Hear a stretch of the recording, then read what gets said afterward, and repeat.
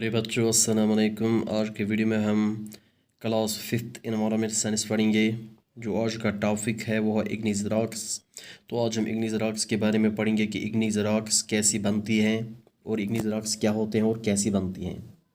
प्यारे बच्चों, इग्नीज रॉक्स एक लैटिन वर्ड से निकला है, इग्निस से, जिसका माने है फायर।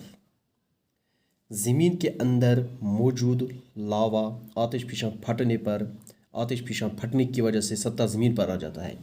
प्यारे बच्चों, जो ज़मीन है इसके अंदर लावा मौजूद होता है और जब आतिश फीशां फटने की वजह से ये लावा सतह ज़मीन पर आ जाता है और ठंडा होकर सख्त हो जाता है।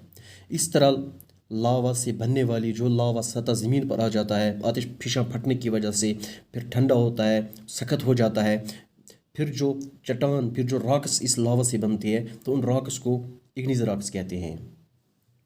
इग्नीज रॉक्स दो तरह की होती है, इंट्रूसिव रॉक्स और एक्सट्रूसिव रॉक्स। पहले हम इंट्रूसिव रॉक्स देखेंगे। इंट्रूसिव रॉक क्या होता है? जो लावा सतह ज़मीन पर ना आकर क्रस्ट के अंदर ही ठंडा हो जाता है, जो लावा सतह ज़मीन पर ना आकर क्रस्ट के अंदर ही ठंडा हो जाता है, उस तरह बनने वाली चट्टानों को इंट्रूसिव रॉक कहते हैं। तो जैसे इसकी एक एग्जांपल है ग्रेनाइट एक इंट्रूसिव रॉक है।